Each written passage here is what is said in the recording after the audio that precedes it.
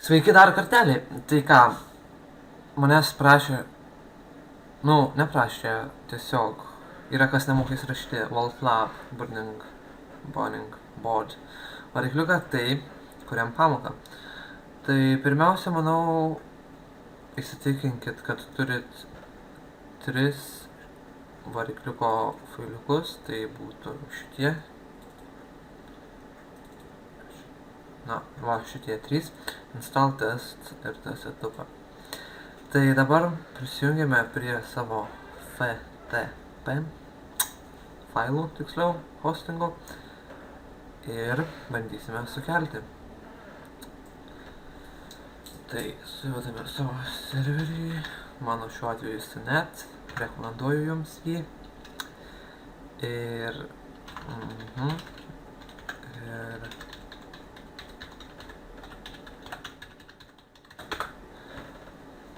Ir taip, ir čia matome domenai, čia manau aš instaliuosiu ir būtinai iš šitą folderį savo svetainės ir tiesiog susikursiu naują, tarkim, Vault Lab direktoriją ir ten viską darysime. Tai tiesiog įkeliame failus, tai turėtų užtrukti kažkur apie 5 sekundės. Gal ir ilgiau, bet tai nesmė. Faktas tas, kad labai greitai ir tiesiog einame į savo Direct Admin valdymo pultą. Susikursime naują duomenų bazę. Tai spaudžiame SQL Management ir Create New Database. Ir vardą galim kokį nori, tarkim FCT ar F ar bele kokį. Tik turiu neviršinti 16 simbolių, nes tiesiog neleisiu kurti. Tai rekomenduoju vienodus vardus dėti, nes tiesiog bus paprasčiau. Ir create. Tai dabar einame adresu tuo, kur įsikėlėme. Tai mano būtų martynas.net.lt. Ir taip, čia. Negi čia. Toks folderis neegzistuoja. Ir einame į install.php failiuką. Ir matome, ką mes matome. Matome, kad krauna. Ir va, štai ką matome. Čia liepia pasirinkti kalbą, tiesiog kalbą, kurią, instaliuojant, matysite. Tai pasirinkam arba anglų, arba vokiečių. Manau, anglų mums bus geriau. Ir spaudžiame next. Laukiame. Štai. Sutinkame su taisyklėmis, kurios niekam neįdomios tikriausiai. Žinoma, galite skaityti, bet tai čia neapsimoka. Ir čia pažiūrim, jeigu viskas atitinka, tai tuomet spaudžiame next, jeigu neatitinka, tai jums įsirašyti nepavyks. Next. Ir dabar čia paliekame, čia mums įrašys šiuo adresu ne formą, o tą kažkokią frameworką. Net nežinau, kas tas yra iš tikrųjų. Spaudžiame vėl next. Ir dabar ką matysime. Ir dabar tikriausiai reikės suvesti duomenų. Pasirinkime kalbą, kurią norėsime, kad įrašytų į forumą. Tai būtų anglų. Žinoma, dar galite pasirinkti ir vokiečių, jeigu jums reikia. Ir dabar tikriausiai duomenų bazės duomenys. Taip. Tai būtų kokia čia mano Martynas WCF. Tai šičia ir šičia. Šiaip aš kvailas, kad aš šitą dabar instaliuoju. Ką man taip reikėjo daryti? Aš galėjau tiesiog ant Xampo, jeigu tokį žinot, įsirašyti.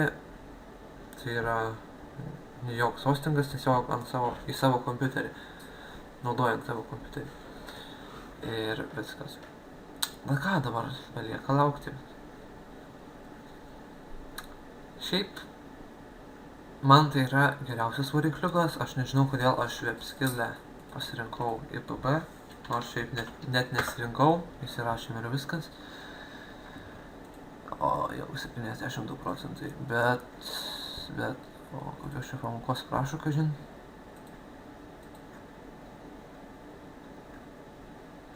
Ai va, sveiki, blablabla. Bla bla bla bla bla bla bla. Bus sukurta, parašykim.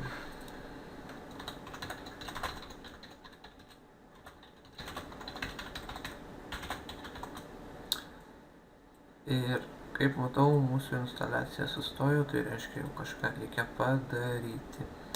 Tai tiesiog einame vėl čia. Aha, susikūrėme savo vartotoją. Tai mano būtų Martynas, adresas admin webskills.lt ir pakartojame. Ir slaptažodį įvedam 2 kartus taip pat. Ir vėl spaudžiame next. Ir dabar vėl laukiama, kaip visada tikriausiai. Čia daug laukti reikia. Kaip matote, 100% jau. Ir dabar, bet dar instaliacija nesibaigia. Dabar dar instaliuoju tą framework kažkokį. Dabar žinučių sistema. Net nežinau kas. Dabar va, forumas ir pasirenkame adresą. Tai adresas tai bus va toksai, kaip aš ir noriu, nieko keisti nereikia. Ir vėl laukiame. Ir čia pasirenkame visas varneles, per daug negalvoja. Tiesiog. Ir dabar taip.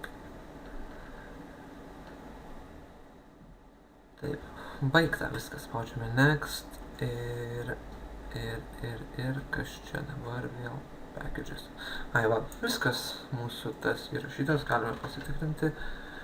Tai martynas.net.lt Voltlab ir štai, ir vėl tas adresas.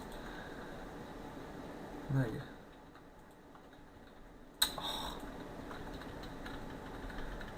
Kaip užknisa kartais man tas kompas, iš tikrųjų.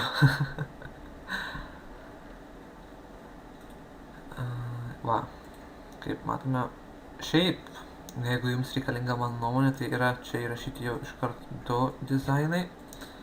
Ir aš jums parodysiu tuoj. Admin, nežinau net koks adresas iš tikrųjų. Tiesiog prisijunkim. Login. Ir administration.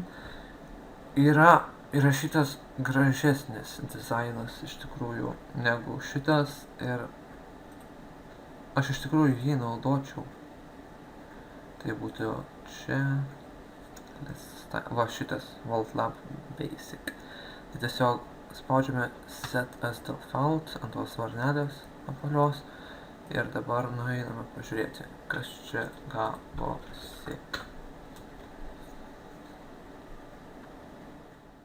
Na va, matot, iš tikrųjų jau gražesnis. Žinoma, jeigu jums tas netinka, tai galite arba vėl per ten nusistatyti į pagrindinį, arba tiesiog per čia pasikeisti. Tai ką, ačiū, kad žiūrėjot ir laukit kitų pamokų. Iki.